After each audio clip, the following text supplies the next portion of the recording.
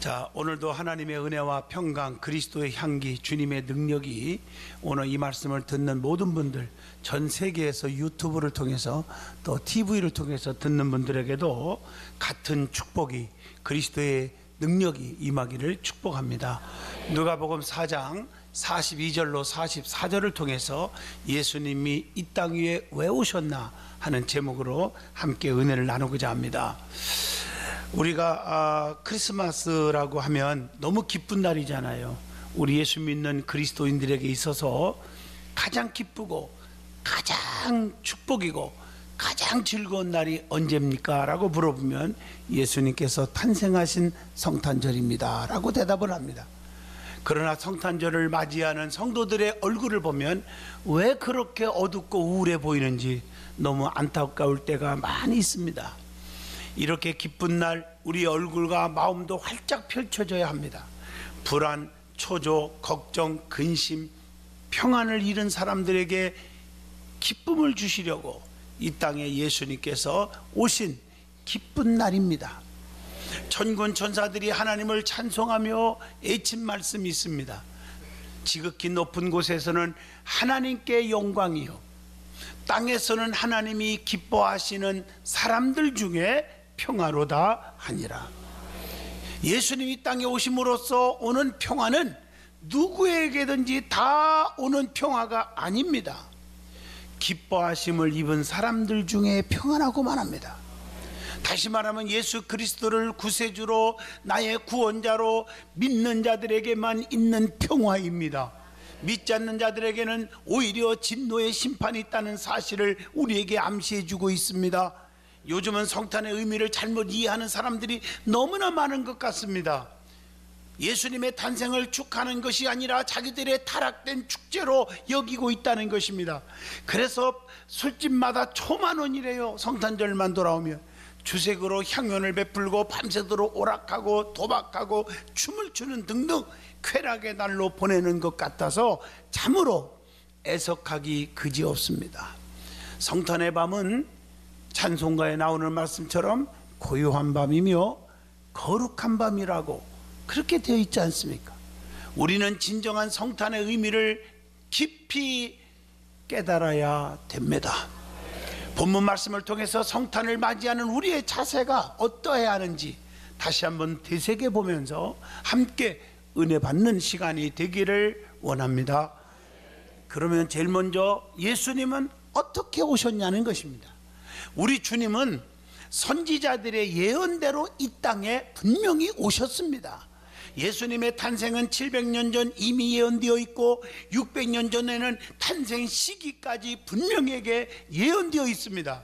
미가서 5장 2절 보면 베들레헴 에브라다야, 너는 유다족 속 중에 작을지라도 이스라엘을 다스릴 자가 내게서 내게로 나올 것이라. 그의 근본, 거기 보면 근본은 상고의 영원에 있느니라. 그 말씀 이사야 7장 14절에 주께서 친히 징조를 너희에게 주실 것이라. 보라, 처녀가 잉태하여 아들을 낳을 것이요 그 이름을 임마누엘이라 하니라. 이미 성경에 예언되어 있어요. 그 예언이 성취된 거예요.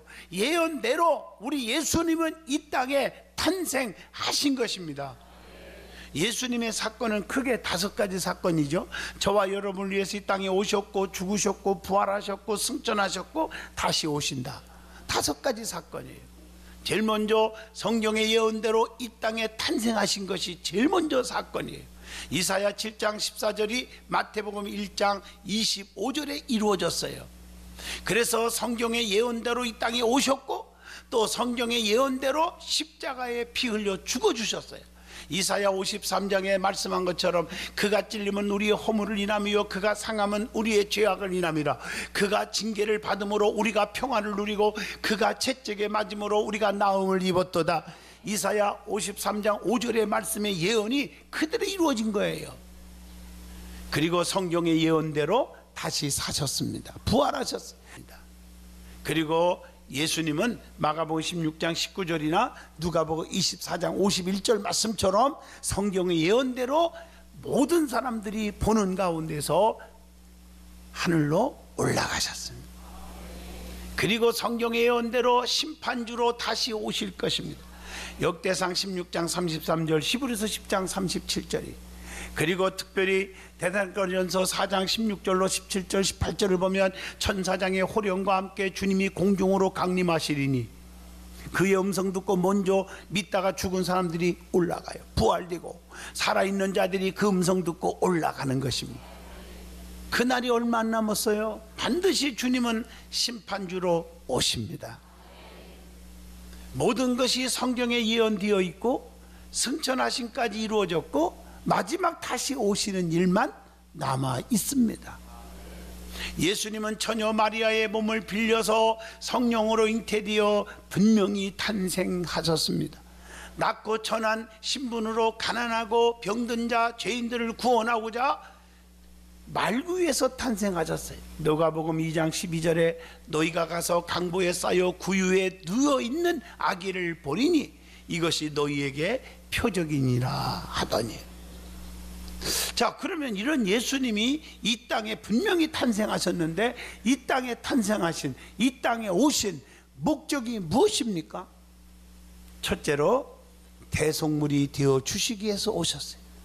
마태복음 20장 28절의 말씀은 보면은, 거기 보면 인자가 온 것은 섬김을 받으려 함이 아니라 도리어 섬기려 하고 자기의 목숨을 많은 사람의 대속물로 주려 함이니라.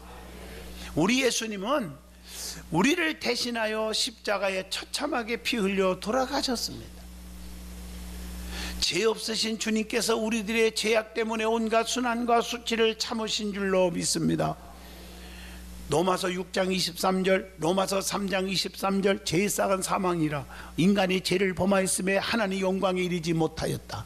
죄 때문에 멸망, 영원한 지옥에 갈 수밖에 없는데 저와 여러분을 지옥 가게 하지 않기 위해서 하나님이 우리를 사랑하사 자신이 도성인신하시고 인카네이션 하셔서, 그분이 예수 그리스도십니다. 우리를 위하여 십자가에 대신 죄를 짊어지고 돌아가신 거예요. 그를 믿기만 하면 우리는 멸망치 않고 영생을 얻게 하여 주신 줄로 믿습니다. 왜냐하면 죄 문제를 해결해 주시기 때문이에요. 그것이 하나님의 사랑입니다.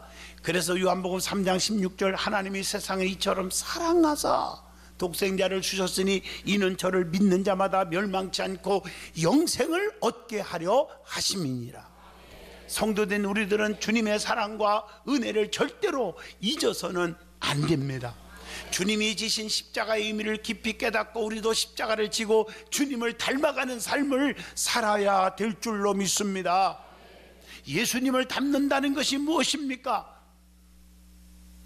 그것은 섬김의 자세를 가져야 한다는 것. 그래서 성경 말씀에 황금률이 있죠. 누가복음 6장 31절, 남에게 대접을 받고자 하는 대로 너희도 남을 대접하라.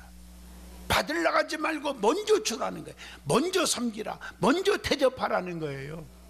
그래서 남을 위해 희생하고 먼저 섬기는 자세를 하나님은 너무 기뻐하신단 말이에요. 요한복음 15장 13절에 사람이 친구를 위하여 자기 목숨을 버리면 이보다 더 큰 사랑이 없나니.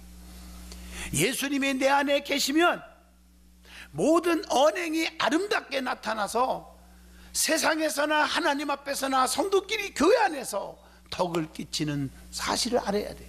내 안에 주님이 안 계시니까 문제예요. 6절에 내가 곧 길이요 진리요 생명이니 나로 말미암지 않고는 아버지께로 갈 자가 없어요. 요한복음 15장 7절 말씀에 너희가 내 안에 거하고 내 말이 너희 안에 거하면 너희는 무엇이든지 원하는 대로 구하라.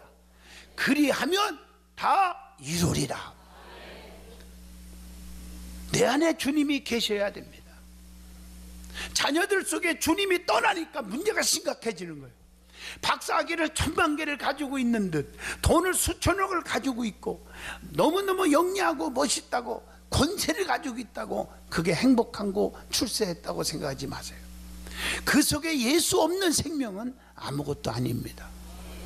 주님이 우리의 길을 인도하시고 지켜주시고 보호하셔야 사는 건데 주님이 안 계신데 언제 어디서 무슨 사건들이 터질지 아무도 모르는 것입니다. 그 다음에 주님을 닮는 것은 십자가를 지고 가는 것입니다. 예수님이 대속물이 되시려고 오셨기 때문에 우리 죄를 모두 짊어지시고 십자가에서 처참하게 죽으셨잖아요. 십자가를 진다는 것이 무엇일까요? 많은 사람들은 십자가를 안 지려고 그래요. 편하게 안일주의로 이기적으로 신앙생활을 하는, 오래 믿을수록 더 많아요. 그런 분들이. 십자가를 진다는 것이 무엇입니까? 예수님 때문에 겪는 고난을 잘 참는 것입니다. 그래서 십자가는 세상을 이기는, 유혹을 이기는, 환난을 이기는, 핍박을 이기는 능력이 되는 거예요. 내가 당한 억울한 누명, 내가 당한 환난, 고난이 십자가와 비교하면 아무것도 아니에요. 그래서 십자가는 이기는 능력이 생겨요. 예수님을 믿는다는 이유로 직장이나 자신이 속해 있는 단체에서 불이익을 당하고 손가락질을 당하는 경우 얼마나 많아요. 또한 가정에서나 교회에서나, 교회 나간다고 핍박을 당하는 사람들이 얼마나 많습니까? 어떤 권사님이 핍박 속에 예수를 믿어요. 교회만 갔다 오면 남편한테 5단 옆차기로 두드려 맞았는데, 수요일 저녁 예배 마치고 교회 왔는데, 교회 왔다가 마치고 집에 또 갔는데 남편이 얼마나 두드려 팼는지 온몸이 다 부르트고 터지고 너무너무 쑤시고 아파서 잠도 못 이루고 낑낑대다가 목요일날 새벽에 일어났는데 새벽기도 가려고. 왜? 새벽기도의 맛을 알거든요. 여러분, 음식도 맛들려야 자주 먹고 싶고요, 봉사도 맛들린 사람이 봉사해요. 해보니까 축복이 오더라. 헌신도 맛들린 사람이 헌신해. 우리 교회 보세요. 하는 사람은 새벽부터 밤까지 안 떠나고 열심히 일만 하다가 주일날 가는 분들 무척 많아요. 그런 분들 때문에 우리 든든한 교회가 든든히 서가는 거예요. 전체 성도 때문에 든든히 서가는 게 아니에요. 어느 교회나 마찬가지예요. 제가 부흥회를 다니니까 알잖아요. 그런데 열심히 하잖아요. 기쁨으로 하는 거예요. 기쁨으로. 드리는 예물도 그래요. 11조도 11조의 맛을 아는 사람은 하지 말라고도 해요. 기업의 11조, 이익의 11조, 수입의 11조 다 합니다. 사업에 하면서 11조 아깝게 생각 안 해요. 예물도 감사도 매 예배마다 하는 사람이 해요. 왜냐? 그 맛을 알아요. 기쁨이 있고 소망이 있고 하나님 응답이 있고 하나님의 기쁨이 있고 이걸 알아요. 오늘 이분은 핍박 속에서도 예배가 기쁘고 새벽기도가 중요한 맛을 알아요. 그 새벽기도 그 몸을 가지고 가려고 아침에 일어났더니 남편이 새벽기도 못 가게 하려고 간밤에 머리를 다 잘라버렸어요. 여자는요, 머리 자르면 어떻게 되는지 아시잖아요. 펑펑 울고 그래도 포기할 수 없다. 누구 같으면 아마 이때라 제끼자. 근데 제끼지 아니하고 수건으로 다 싸가지고 새벽기도 왔어요. 시골 교회니까 더웠겠죠. 옛날에는 에어컨이 어디 있어요. 선풍기 돌아가는 거 있어요. 다 달아맸어요. 장로님이 딱 새벽기도 오시더니 왜 이렇게 덥니? 스위치를 딱 켰더니 하필이면 그 선풍기 밑에 앉아가지고 딱 돌아가는 바람에 수건이 석퍽 꺼져버렸어요. 예배 시간에 성도들이 그걸 보고 다 알잖아요. 핍박 속에 예수 믿는 걸. 펑펑 울고 난리가 난 거예요. 부둥켜 안고 울고. 근데 이 권사님은 그래도 행복한 거예요. 환난과 핍박 속에서도 신앙 지키는 거예요. 하늘에 상급이 있단 말이에요. 히브리서 11장 6절 상 주시는 자이심을 믿어야 할지니라. 시편 138편 8절 여호와께서 보상해 주시리라. 분명히 있잖아요. 상이 있어요. 그리고 남을 섬기는 자세로 맡겨준 사명을 잘 감당하는 거, 이게 주님 닮는 것입니다. 힘들다고 이 핑계 저 핑계 대지 마십시오. 십자가를 붙들고 기쁜 마음으로 사명을 감당하시기를 축복합니다. 예수님은 십자가에서 죽으시기에 이 땅에 오셨잖아요. 그가 죽어야만 우리 모두가 살 수 있기 때문입니다. 그것이 예수님이 이 땅에 오신 사명이요, 사명. 그래서 십자가상에서 예수님이 피 흘려 고통받으면서 7말씀을 남겼지요. 가상칠언. 그 중에서 요한복음 19장 30절 다 이루었다 이렇게 애치고 주님은 십자가에서 죽으셨어요. 사명 완수예요. 하나님을 향한 죽도록 충성하는 것이 완성이잖아요. 여러분들은 금년 한 해를 보내기에 앞서서 다 이루었다 이렇게 질 수 있는 사람이 과연 몇이나 있을까요? 내가 맡긴 사명을 다 이루었다. 그래서 100명이 우리 구역이 200명이 되고 300명이 되고 500명이 되고 뭐였는가? 우리도 예수님처럼 죽기까지 충성하는, 사명 완수하는 참된 성도가 되셔야 됩니다. 예수님이 이 땅에 왜 오셨을까? 두 번째, 죄인에게 영생을 주시기 위해서 오셨다. 마가복음 2장 17절 예수께서 들으시고 그들에게 이르시되 건강한 자에게는 의사가 쓸데없고 병든 자라야 쓸데있느니라. 나는 의인을 부르러 온 것이 아니요 죄인을 부르러 왔노라 하시니라. 그래서 디모데전서 1장 15절에 미쁘다 이 말이요 받을 만한 이 말이요 그리스도 예수께서 죄인을 구원하시려고 세상에 임하였도다. 죄인 중에 내가 괴수니라. 죄인 중에 괴수 같은 우리를 불러주시기 위해서 오셨습니다. 누가복음 19장 7절에 사케오처럼 탕강오리 같은 인생을 살아온 우리를 부르러 오셨습니다. 누가복음 15장 22절 아버지 품을 떠나 모든 것을 탕진해버린 탕자 같은 우리를 부르러 오셨습니다. 왜 죄인들을 불러 죄사함을 주셨습니까? 한마디로 그것은 죄사함을 받으면 영생을 얻기 때문입니다. 영생을 주시기 위해서. 요한복음 3장 16절이 바로 그 말씀. 시편 133편 3절 말씀 보면 헐몬의 이슬이 시온의 산들에게 내림 같도다. 거기서 여호와께서 복을 명하셨나니 곧 영생이로다. 여러분, 천하를 얻고도 자기 생명 잊어버리면 아무 소용이 없어요. 한번 생각해 보세요. 그래서 천하를 호령한 다윗도 기침소리만 나도 산천초목이 벌벌 떨 수 있는 권세가 있어도 죽는 길 막을 길이 없잖아요. 그래서 사랑한 아들 솔로몬을 불러놓고 사랑한 아들아 나도 세상 사람들이 가는 길로 가게 되었노니 이렇게 시작해요. 유언이에요. 죽는 길 막을 길이 없구나 이 말이에요. 세상만 사 내 맘대로 사는 게 아니구나 이 말이에요. 너는 가서 신앙생활 잘하고 대장부가 되거라 하고 유언을 합니다. 우리는 영생이 없으면 끝입니다. 인생에 가치가 없는 거예요. 영생이란 말 그대로 영원히 사는 삶입니다. 나를 믿는 자는 죽어도 살겠고 살아서 믿는 자는 영원히 죽지 아니하리라. 여러분, 복 중에 가장 큰 복이 무엇입니까? 영생입니다. 영생이 없는 자들이 소유한 것들은 천국 가는데 아무 쓸모가 없어요. 우리는 그들의 형통을 부러워할 필요가 없어요. 돈이 많고 권세가 많다고도 예수 믿지 않는, 예수가 없는 사람을 부러워하지 않습니다. 우리는 왜 그렇습니까? 우리는 두 가지가 있어요. 그들이 없는 것. 첫째, 우리는 영생이 있어요. 예수가 있어요. 할렐루야. 죽음은 끝이 아니에요. 두 번째가 특별 은총이 있어요. 죄 때문에 죽어야 할 우리의 인생이지만 예수님께서 십자가에 못 박히시어 대신 죽어주십니다. 멸망치 않고 영생을 얻게 된 줄로 믿습니다. 할렐루야. 로마서 3장 23절의 말씀을 기억하십시오. 예수님을 제대로 알고 제대로 믿을 때 영생의 복을 누릴 수가 있습니다.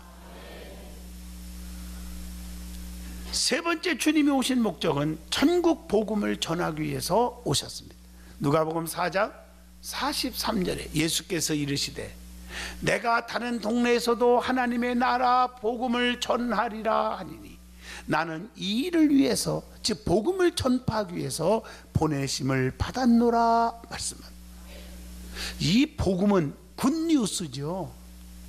헬라어로 유앙겔리온, 이 뜻은 좋은 소식, 기쁜 소식 이런 뜻입니다. 복음이 전파되는 곳에는 반드시 하나님의 의가 나타난다고 로마서 1장 17절에 복음에는 하나님의 의가 나타나서 믿음으로 믿음에 이르게 하나니 기록된 바 오직 의인은 믿음으로 말미암아 살리라 함과 같으니라. 복음이 전파되는 곳에는 반드시 구원의 능력이 나타납니다. 로마서 1장 16절 내가 복음을 부끄러워하지 아니하노니 이 복음은 모든 믿는 자에게 구원을 주시는 하나님의 능력이 됨이니라. 복음이 전파되는 곳에는 반드시 구원의 복이 있습니다. 로마서 1장 16절의 말씀인 줄로 믿습니다. 복음이 심령 속에 들어오면 오늘 죽어도 천국 간다는 구원의 확신이 생기기 때문에 환난과 핍박과 죽음이, 고통이 두렵지 않습니다. 복음을 받아들인 심령은 완전히 달라져 거듭나는 변화가 오게 되고 삶의 현장에 또한 물질, 명예, 권세, 자손, 건강, 직장 등등 축복이 반드시 오는 것입니다. 마귀는 할 수만 있으면 우리의 모든 영과 육의 삶을 파괴하려고 합니다. 성도는 이런 마귀의 간사한 계략에 넘어져서는 안 됩니다. 그것은 내 힘으로 할 수 있는 일이 아니에요. 누가복음 10장 19절 말씀처럼 예수 그리스도의 능력을 힘입어서 예수의 이름으로 물리쳐야 되는 줄로 믿습니다. 교회 안에도 트러블 메이커가 있고 피스메이커가 있잖아요. 이 트러블 메이커 사람들은 무슨 일이든지 부정적입니다. 불평 불만을 일삼면서 입술이 그냥 금방 변해요. 금방 사랑합니다 놓고 금방 불평이 나와요. 여론을 조작하고 주의 종을 대적하고 목회를 휘방하고 교회 성도들을 흔들어버리고, 이런 사람의 대부분은 자신이 잘못 행동하고 있다는 것을 전혀 못 깨달아요. 그게 옳다고 생각하는 거예요. 마귀의 도구가 되고 있음을 알지 못하는 거예요. 우리는 피스메이커가 돼야 돼요. 우리는 피스메이커가 되어야 합니다.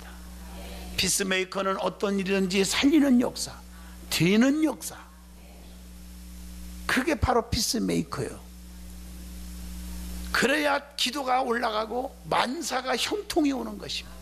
긍정적인 사고방식으로 항상 교회에 필요한 일꾼들이, 그리고 겸손하게 헌신하는 성도들이 되시기를 바랍니다. 그럴 때 주님이 사랑해 주는 거예요. 내 안에 성령님과 마귀 중에서 어떤 힘이 존재하고 있는지 깊이 생각해보고 반성해야 돼요. 주님이 주신 능력으로 마귀를 때려 부숴야 합니다. 그래서 마태복음 4장 11절 마귀는 예수를 떠나서 천사들이 나와서 예수님을 수종들더라. 예수님은 말씀으로 원수마귀를 다 이기셨잖아요. 예? 그까지 하찮은 물질 때문에, 권세와 명예 때문에 주님께 향한 소중한 믿음을 팔아버리시겠습니까? 마귀를 때려 부숴버리고 이기는 삶을 사시기를 바랍니다. 그러면 예수님의 탄생을 맞이하는 자세는 어떠하여야 합니까? 첫째, 예수님의 나심을 만방에 알려야 합니다. 찬송가 115장 찬양에 나오지요. 우리는 이걸 외쳐야 돼요. 기쁘다 구주 오셨네 만백성 맞으라. 온 교회여 다 일어나 다 찬양하여라. 주님의 탄생하심은 최고의 기쁜 소식입니다. 예수님을 기쁘게 해야 되는 날이기에 크리스찬으로서 세상에 널리 알려야 할 의무가 반드시 있습니다. 메리 크리스마스를 외치며 주님이 탄생하신 날을 많은 이웃들에게 분명하게 확실하게 전하셔야 합니다. 두 번째, 동방바사들처럼 예물을 드리며 경배해야 합니다. 그 당시 황금과 유황과 모략은 왕에게 바쳐지는 선물, 이는 그들이 예수님을 만왕의 왕으로 인정했고 그렇기 때문에 경배를 드렸다는 것입니다. 그들은 동방에서 온 박사들이었습니다. 유대인들이 아니었습니다. 이방인이었습니다. 박사들은 먼 길을 찾아오는 수고를 아끼지 않았습니다. 예수님께 예배하기 위해, 경배하기 위해 그들은 그 먼 길을 찾아온 것입니다. 성도된 우리도 주님을 위해, 주님께 경배하기 위해서라면 모든 수고를 아끼지 말아야 됩니다. 동방에서 온 박사들이 온 정성을 다해서 아기 예수님의 경배가 너무 기쁘고 좋아서 공경하는 마음으로 귀한 포배함을 열었습니다. 가장 비싸고 귀한 황금, 유향, 모략을 드렸습니다. 모든 예배에 정성을 다하는 모습이 우리에게도 있어져야 될 줄로 믿습니다. 경배의 신앙을 가져야 합니다. 마음을 다하여 정성으로 준비된 예물을 주님께 드려서 예수님의 사랑하심과 인도하심에 살아가는 복된 성도가 될 때 우리 주님이 얼마나 기뻐하실까요? 물질이 있는 곳에 마음이 있기 때문에 마태복음 6장 21절 내 보물이 있는 그곳에는 내 마음도 있느니라. 누가복음 12장 34절 너희의 보물이 있는 곳에도 너희 마음도 있다고 말합니다. 오늘 동방에서 온 박사들처럼 우리도 우리 예수님의 오심에 기쁨으로 진심으로 시간 바쳐 몸 바쳐 물질 바쳐 마음 바쳐서 경배하는 여러분 되시기를 바랍니다. 예배의 신앙이 회복되기를 바랍니다. 결론은 예수님은 만왕의 왕으로 대제사장과 대선지자로 이 땅에 분명히 오셨습니다. 우리들의 가정뿐 아니라 소외되고 가난한 불쌍한 이웃에게도 메리 크리스마스가 되어야 하는 것입니다. 그러나 이 감격스러운 탄생의 날이 우리들만의 축제가 되어서는 안 될 것입니다. 세상 어느 곳 누구일지라도 그리스도의 탄생하심이 무엇 때문이었는지를 알게 해줘야 할 의무가 우리에게도 있습니다. 그게 바로 전도입니다. 전 인류에 복음이 확산될 줄로 믿습니다. 우리는 다시 오실 주님을 다시 한번 생각하면서 신앙생활 바로 하는 다짐이 있기를 바랍니다.